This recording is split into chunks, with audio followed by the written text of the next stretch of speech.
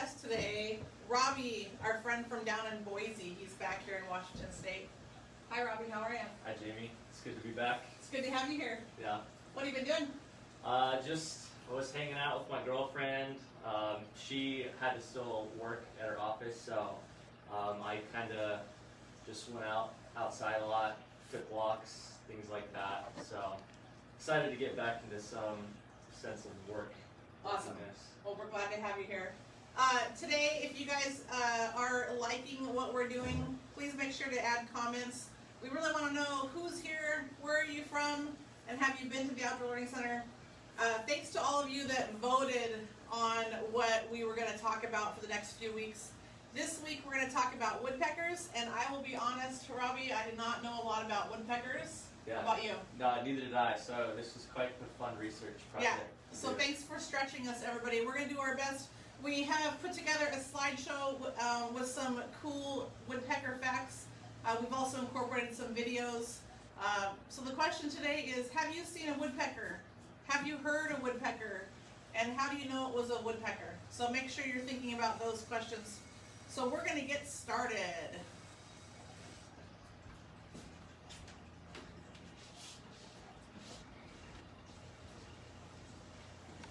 So knock knock.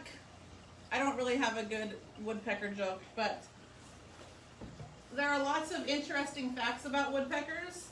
And we have a lot of woodpeckers in our neck of the woods. These are from North America, ones that you might see around in your neighborhoods. So today we're going to teach you about some calls and some ways to identify them.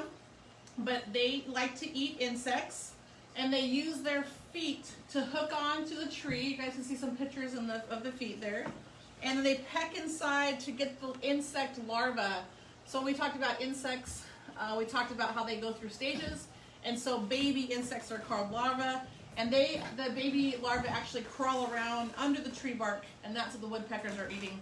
Some woodpeckers eat fruit, even bird eggs, sometimes even small animals, and even tree sap. So if you guys have ever seen a tree that has sap coming out of it, the woodpeckers might eat that. They nest in holes that they carve out of tree trunks. And then sometimes other birds, when the woodpeckers are done with that hole, will take it over. And we'll talk more about that in a little bit. They can range anywhere from almost 3 inches to 20 inches tall. Maybe some of your parents might know the character on the right there. That's Woody the Woodpecker. He's one of the biggest ones we have around here. It was a TV show. I think there was a movie too. And they can live all over the world except Australia, New Guinea, New Zealand. Oh, they live in all those places, I'm sorry. And extreme polar regions. So they're really adaptable. Maybe you guys have heard the word adaptation. I know that if you've come to the Outdoor Learning Center, we talk about adaptations with animals all the time and plants. They have a lot of really cool adaptations woodpeckers do. We're going to be talking about those today. But an adaptation basically is a special skill, like maybe Michael Jordan's adaptation, as he is really good at basketball. But it helps them to survive and do everything that they need to do. It can be physical changes, like if you guys look at the bird beaks over there, those birds are adapted to help them eat different things. Or it can be behavioral changes, so things they might do different in their life. So we are going to start talking about adaptations and talking about woodpecker feet. And Robbie, I'm going to throw it to you. All right, so their feet are specially designed to hook onto the trunk of the tree. And the reason they can do that is they have 2 toes in front and 2 toes in back. And that gives them the ability to walk vertically up the trees. And so you see a couple of those big words on the left there. That's all Greek, literally. So starting with the end of the word, dactyl, you see that D-A-C-T-Y-L. That's the Greek word for finger. And zygo is the Greek word for basically being symmetrical in pairs. So the woodpeckers have a zygodactyl foot. So that means they have 2 toes that are symmetrically paired. Parrots also have these kinds of feet, and they climb a lot. So you can see the first toe and the 4th toe are in the back, and the 2nd and 3rd toe are in the front. Fun fact, osprey, they can rotate toe number 4 to go from the the zygodactyl having 2 and 2 to going anisodactyl. So they'll have 3 in front and 1 behind. And that makes it so they can carry fish. Can you believe that they can move their toes like that?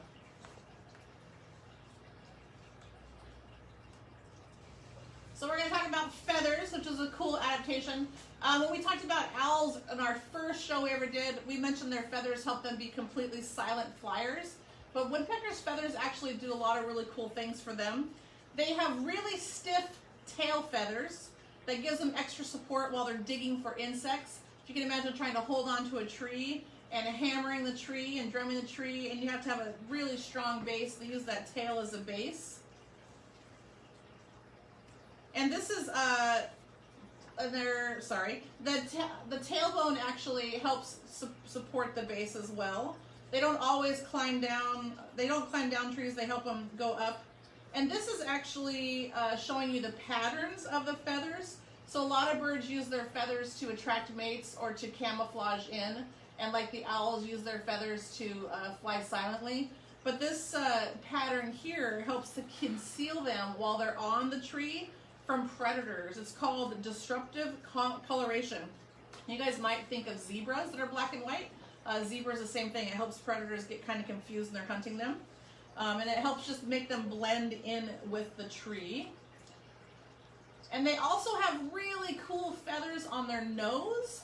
You guys can imagine if you've ever been around somebody using a chainsaw or sanding wood, and how all that wood would be flying from in front of their face. So they have these really cool feathers that protect their nostrils as they're hammering in the tree, so that the wood does not fly up their nose. So I have a cool slow motion video. It is not in English, so we're just going to watch the video and not know exactly what he's saying. But I want you guys, we're going to start talking about their skull, since we started talking about drumming. Oh, I got to go back there.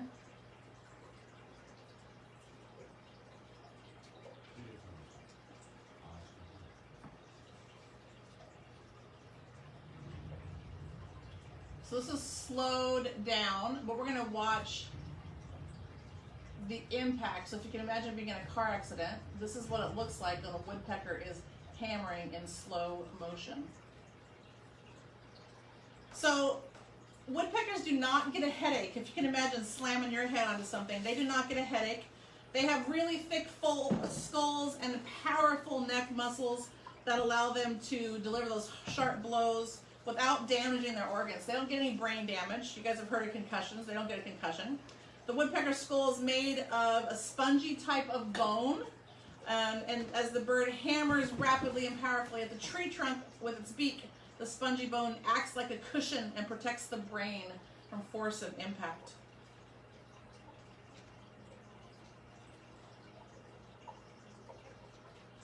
So this is kind of a diagram showing you the outside of the bird, but then we talked about the spongy tissue that's like a shock absorber. You guys can imagine your mountain bikes have shocks kind of like that. The tip of the upper beak and the lower beak there. And that's why they don't get brain damage. So besides their really cool skull, they have the skull is surrounded by their tongue, which gives extra padding. In the picture on the left-hand side there, you can see the grayness is the tongue going around the whole skull. And as they drum into the tree, the tongue comes out. And their tongue actually, some of them have barbs on the end, like a fishing hook. You guys can see in that picture where the insect is caught on those barbs, kind of like a fish gets caught on your hook. They use those bristles to get the larva out. And the picture on the right is showing you the beak is partially into the tree, but the tongue is going all the way out. And Robbie's going to talk more about tongues. Yeah, so their tongue always is going to usually have like barbs or something sticky all around it, and that's to get those insects that are inside, or maybe some sap or something like that. Obviously, they're going to have different parts of their tongue for different food. So if they're going to need something to get insects or something like that, they'll probably have more barby things that'll be able to latch onto the insect. But if they're gonna get sap or something, they'll go more for like a brush style tongue, so it'll kind of soak up the sap there. So like Jamie said, the tongue curls around the back of the head in between the skull and the skin. Woodpeckers that go really deep into timber, such as pileated woodpeckers, have shorter tongues, and they have spear-like tips. So kind of like the one on the bottom you see there, it's going to have those speary tips there. But next, we can start talking about Washington State woodpeckers, ones that we might find around here. So the first is probably the most frequently seen type of woodpecker in Washington, and that's called the northern flicker, as we see here. So they can be kind of identified by having slim, rounded heads and a tail that's flared that tapers down to a point at the end. And these guys, they kind of spend a lot of their time on the ground, and you'll find them mostly on horizontal branches instead of on the side of a trunk or vertically like you'd see other woodpeckers. You can't really see it on our projector here. Our bulb's kind of not doing too well, but they have red spots. So they have red color on their flying feathers, and the males have a little bit of red on their chins. So size-wise, they're about a foot tall, and they have an 18-inch wingspan. And these are the ones you'd probably find pecking at utility poles or into the side of your house. So the next kind that we find is called the Downy Woodpecker. These are kind of the smaller version of what you'd consider a normal woodpecker. They have a straight bill, a blocky head, and a straight posture as they peck away at trees. You can see they have that black and white checkered pattern on their wings. What did you call that earlier, Jamie? The pattern? The discoloration? Yeah. Good question. To hide from their predators. It makes it so the predators can't tell how big they are, what size they are. It's disruptive, like Yeah. I am. Yeah, Disruptive. a little bit. And then they have white stripes on their face and a big white stripe down their chest and back. They move around a little bit more gracefully than larger woodpeckers, just because they're a little bit smaller. They can move around, and they have a loud shrill whinny when they're calling out and when they're pecking trees.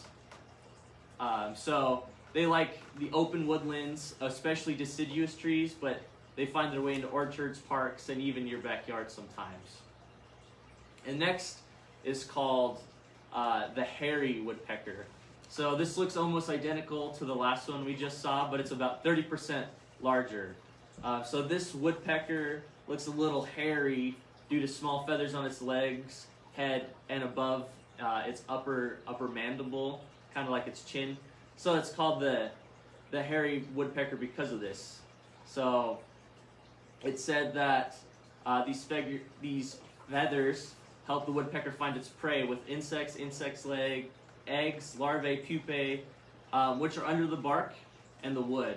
Its large, straight beak and large tail help to steady itself against the trees, and its bill is nearly as large as the rest of its head, as you can see there. They have a brown body in the west coast, and they still have the checkered black and white wings. And the males will have 2 white stripes and a flash of red on its head. So like I said, you can't really see it with our projector here. The red coloring is out. So you'll find these guys mostly around the trunk of a tree or on the big main branches. And sometimes they even like to go around the ground there.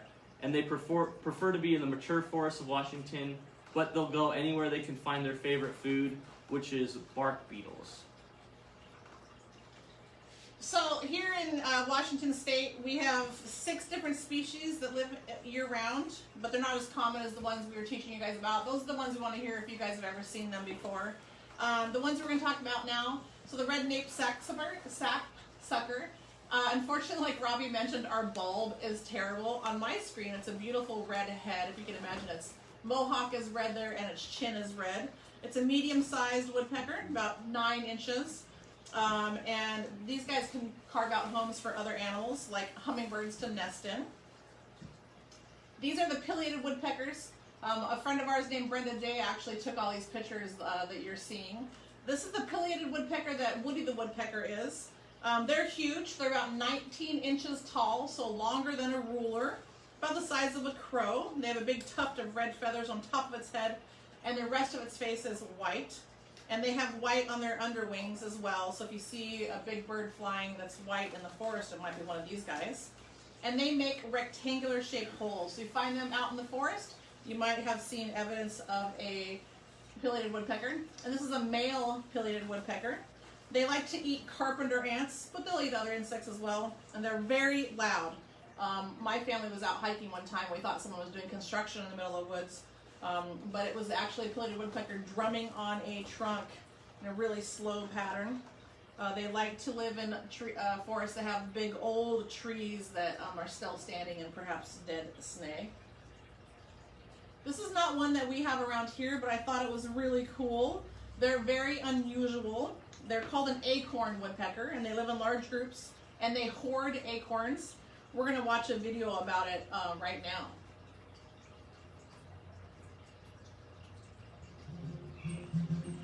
You probably recognize the sound of woodpeckers busy at work. But have you ever wondered why they're pecking away? And why they do it so, well, endlessly? Well, at least in the case of acorn woodpeckers in Carmel Valley, California, they're creating storage units. Thousands and thousands and thousands of storage units.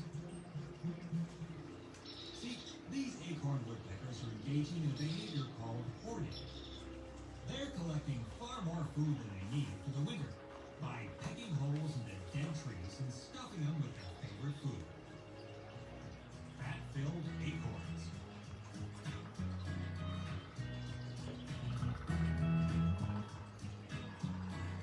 This oak tree has been transformed into a storage site, or granary tree, for one extended family of acorn woodpeckers. This particular granary tree has been pecked with over 10,000 holes. Can you imagine how much work it takes to create all these holes? Then imagine how much work it takes to fill them. A woodpecker might gather over 100 acorns a day, and can only gather one acorn in each trip. A woodpecker can fly over 12 miles in one day gathering acorns. Then the acorn has to be pounded snugly into the hole. If the fit isn't just right,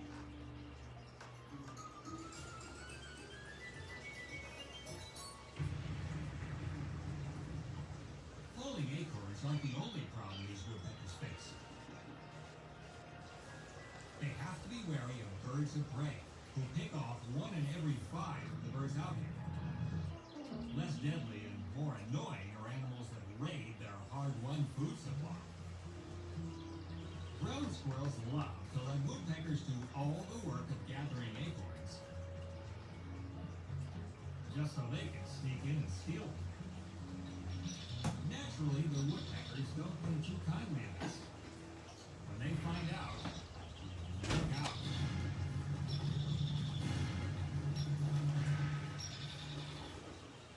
When their food supply is threatened like this, you might say the woodpeckers go, well, nuts. One last threat, large portions of the acorn supply can rot. So even though hoarding may have negative connotations to humans, overstocking is necessary so the woodpeckers don't have to migrate to different food supplies. And all the acorns that get dropped in the hoarding process help regenerate all these oak trees, keeping the acorn woodpecker's circle of life intact. So I thought that was a pretty cool video talking about this really unique critter that we don't necessarily see around here. We're going to talk a little bit about Woodpecker Courtship. Somebody asked me, why do they drum my house? This is what they wanted to know. So woodpeckers like to find mates. That's what courtship means, finding a mate. And they have found that woodpeckers like to drill on trees with their sharp drills or bills and make sounds to attract mates. They're either drumming on your house to be really loud because your house material makes a loud sound. If they're drumming on a tree, they're trying to make a nest or find food. But mostly, if they're drumming on your house is the perfect musical instrument to make loud sounds. Technology's coming today. So this is some pictures of woodpeckers doing some mating dances. Red-breasted sapsuckers, they will hammer on your house or maybe a tree to make an odd tempo. Hairy woodpeckers like to do a steady and fast drum roll pattern to have a mate check them out. And downy woodpeckers actually like to move a slow drumming sound. We also have, they will do courtship behavior dances. I'm going to show you a pileated woodpecker dance here.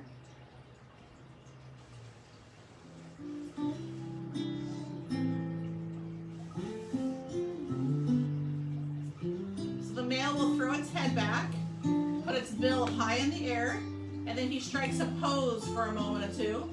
And that's all he does over and over again until the mate decides that he is worth her time.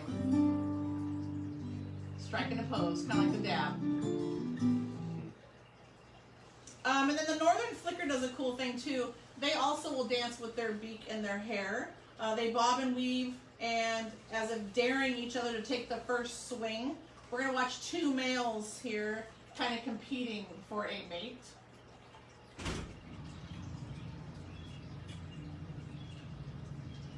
Maybe you guys have played a game with your family where you're trying to slap each other's hands. Who's going to make the first move? Kind of stare at each other here.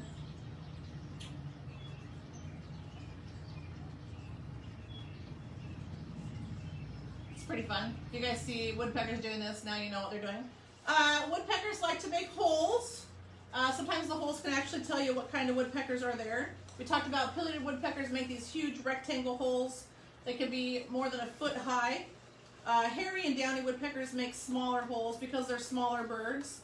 And their hairy woodpecker holes are much smaller, less than a ½ inch wide.